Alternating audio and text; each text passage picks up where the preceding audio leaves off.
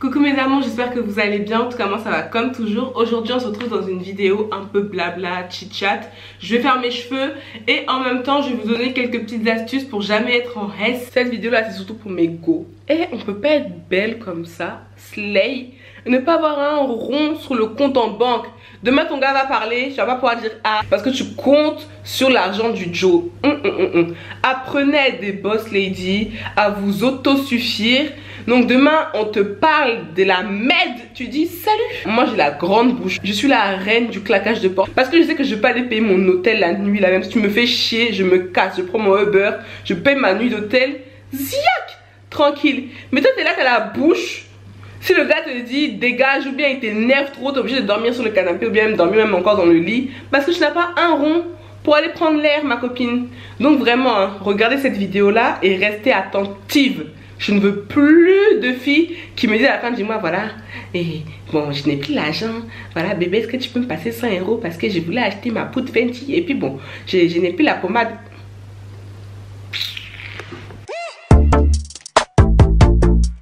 Donc là je porte une perruque de chez Reshine Hair, c'est la première fois que je travaille avec eux. Et ça fait très longtemps que j'ai pas mis du curly comme ça, j'ai vraiment pas l'habitude. C'est du 26 pouces. Ça fait un moment que je porte la perruque, hein. Ça fait une semaine que j'essaie de m'habituer à ma tête avec des curly. Donc si vous me suivez sur Instagram, vous l'avez forcément déjà vu. Et là je vais essayer de faire une petite coupe avec la perruque tout en vous parlant. Je vais prendre le produit S-Curl pour un peu humidifier tout ça parce que j'ai la flemme d'aller mettre de l'eau. Il faut savoir que moi je suis une très grosse dépensière. Déjà on va parler du contexte. Moi j'ai pas grandi dans une famille super aisée. Voilà, on se débrouillait pour vivre, on a eu des moments difficiles comme tout le monde, tu vois. Donc c'est pour vous dire que j'ai pas été habituée à avoir tout comme ça d'un claquement de doigts, à faire des caprices et dès que je voulais quelque chose je l'avais. Non, j'ai jamais manqué de rien, mais on n'était pas dans la richesse et l'opulence non plus. J'ai toujours vu mes parents, ma mère notamment, travailler dur pour avoir ce qu'elle avait. Donc voilà, j'ai grandi dans ce schéma de vie là et franchement j'en suis très reconnaissante aujourd'hui. Parce que ça t'apprend vraiment pas mal de choses. Tu vois la valeur de l'argent surtout. J'aime pas du tout ce produit là. C'est gras en fait, ça sert à rien. Ça me saoule. Moi j'ai commencé à être un peu autonome lors de ma première année de licence. Où là t'as ta bourse. Donc j'avais 500 € par mois. Mais je vivais pas chez mes parents. Donc moi j'ai pas connu le bail de la bourse. Dès qu'on touche ça on s'achète des iPhones, on s'achète ça, on s'achète ça. Moi vu que je vivais seule, j'avais déjà mon logement étudiant. Et fallait que je paye les factures, c'est-à-dire le loyer qui comprenait tout. Mais ça va, il te restait quand même 300 € si tu enlèves tous mes abonnements, le loyer, etc. C'est vrai que vu que je faisais un peu de shopping, il me restait pas grand chose à la fin du mois. En même temps les étudiants c'est pas comme si on croulait sur l'argent. J'ai commencé à pouvoir m'acheter mes propres trucs. Je vais pas mentir et dire que j'étais là, je mourais de faim parce que mes parents pouvaient m'aider. Mais c'est vrai que c'est pas avec la bourse que t'arrives vraiment à vivre et à profiter de ta vie. De toute façon je savais déjà que j'allais pas vivre qu'avec 500 balles par mois, ça m'allait pas. Donc ma deuxième année de licence, ce que j'ai fait, quand j'ai changé d'école, j'ai cherché un job directement et c'est là que j'ai commencé à travailler en job étudiant. Et là c'était n'importe quoi. Je touchais 800, enfin un peu moins de 800 € par mois, plus ma bourse.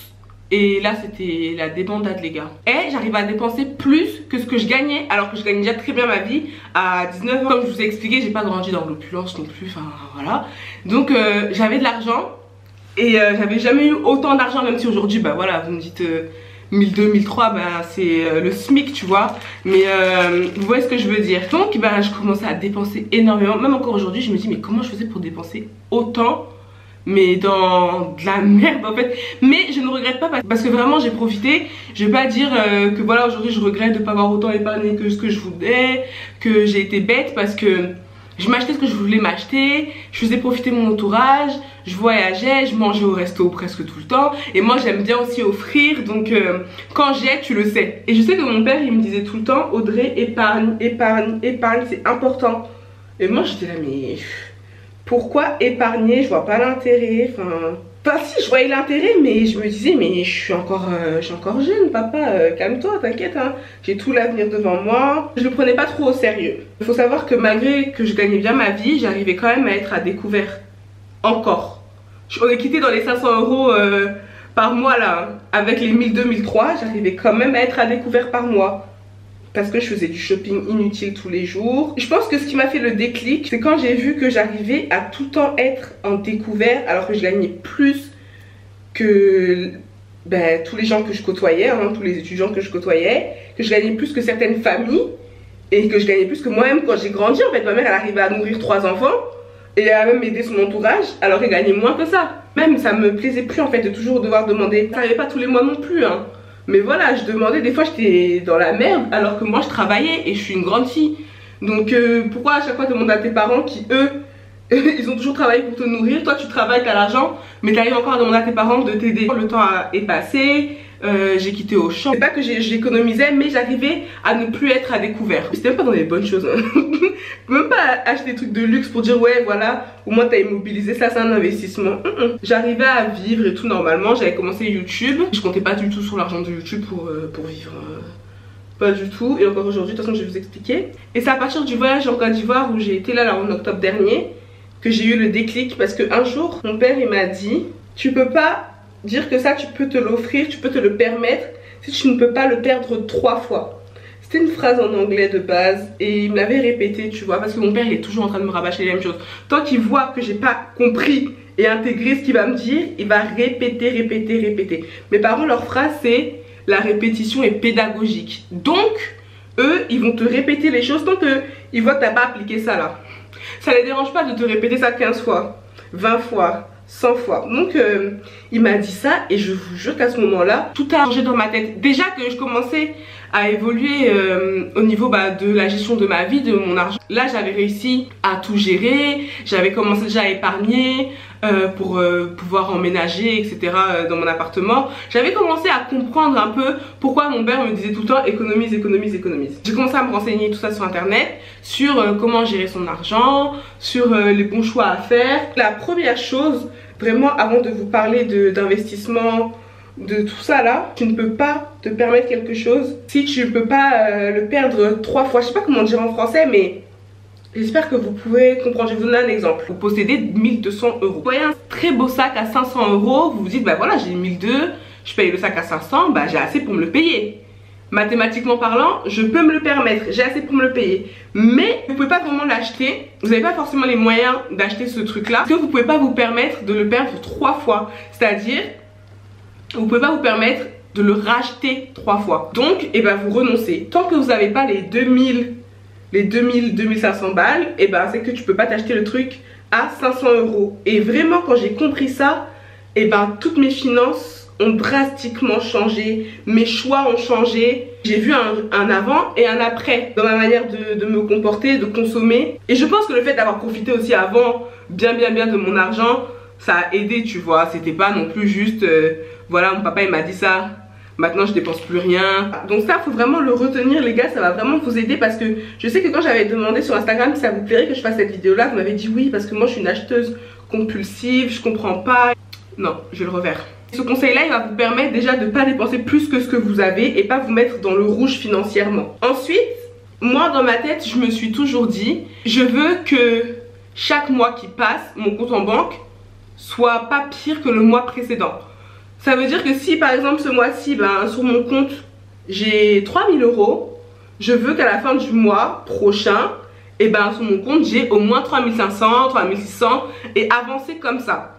Après je sais pas comment je pourrais vous donner une astuce pour l'appliquer, mais c'est comme des petits challenges personnels. Si plus les mois passent, plus mon compte est plus fort et supérieur à celui précédent là, je sais pas si c'est français, je me dis que j'évolue. Et je pense que c'est comme ça que les riches restent riches, en faisant en sorte de faire travailler leur argent. Parce que si tu es riche et que tu es juste dans la consommation mais tu ne fais rien rentrer, ton argent il descend et il finit.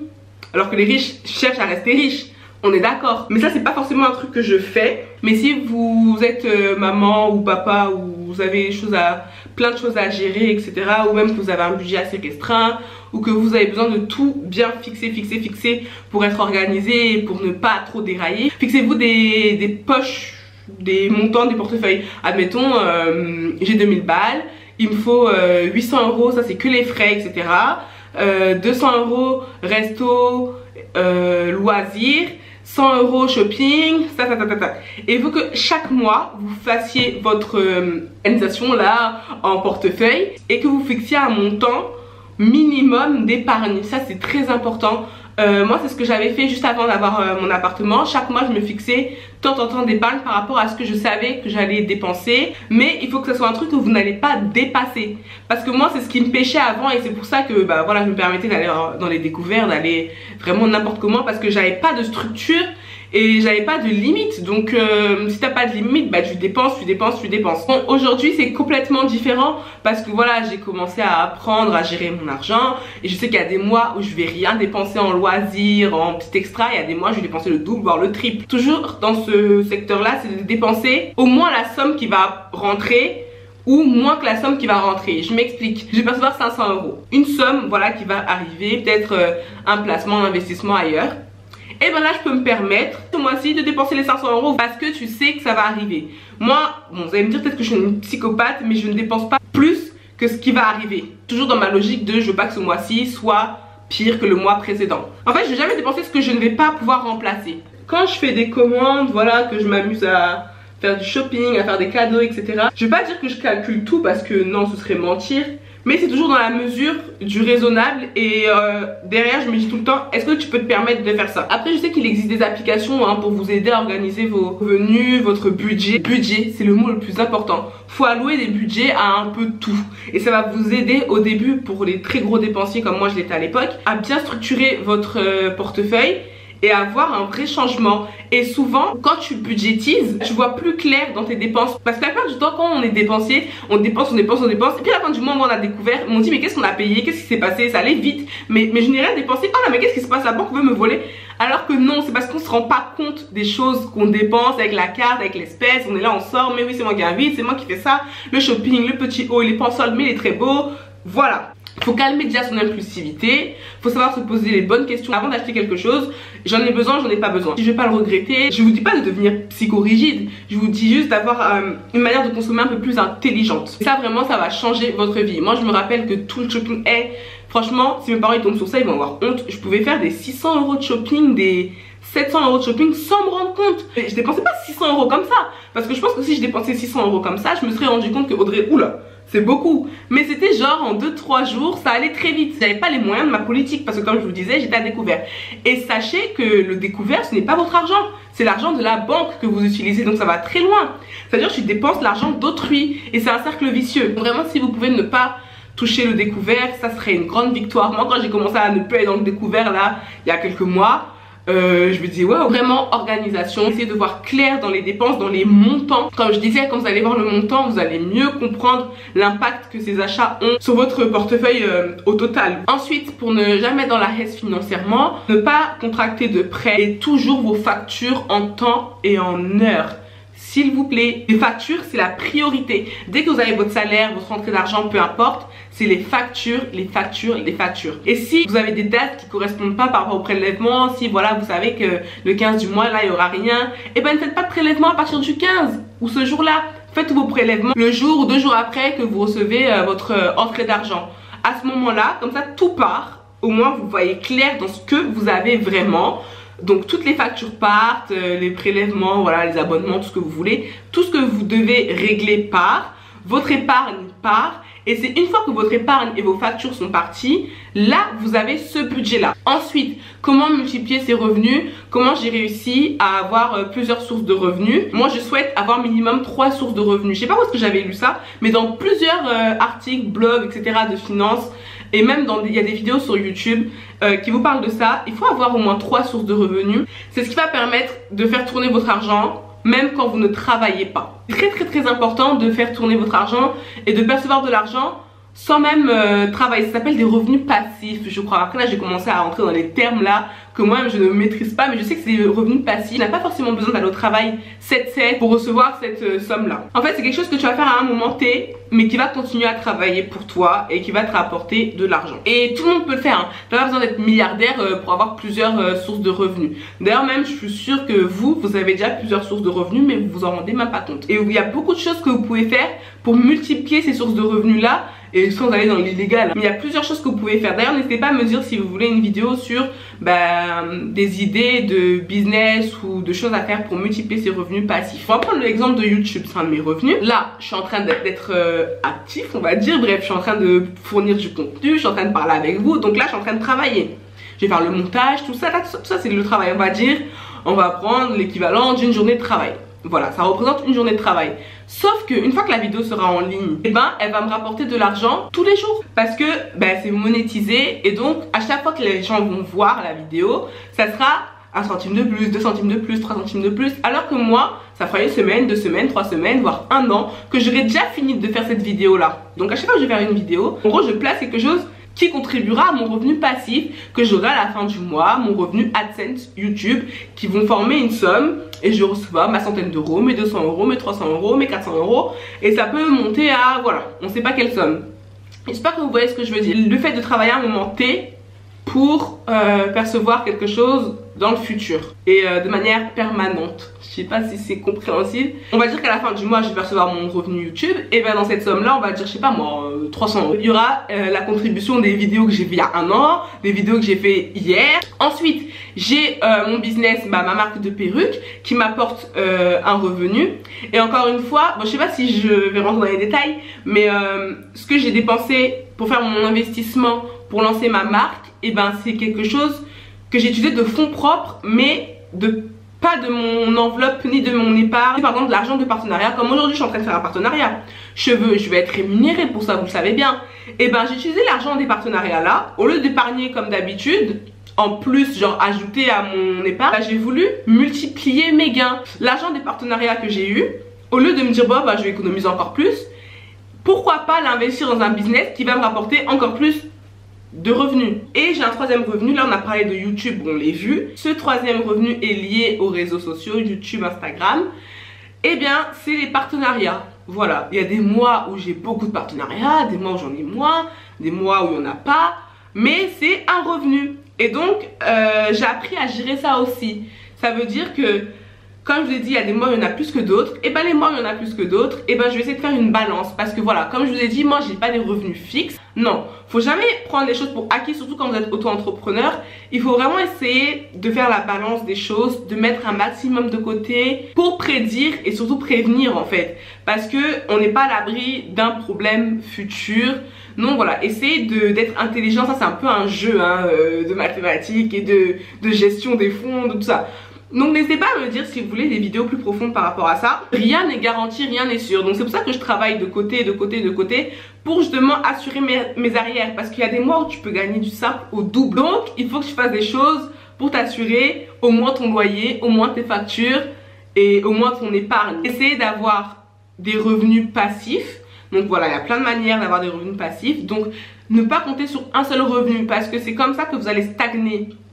Ça je vais pas vous mentir, parce que ça veut dire que tous les mois vous allez gagner telle somme et c'est fini. Vous épargnez, mais vous pouvez pas non plus épargner tout ce que vous gagnez parce qu'il y a des frais, il y a des factures, il y a tout ça à payer. Ça va être difficile d'être de plus en plus riche.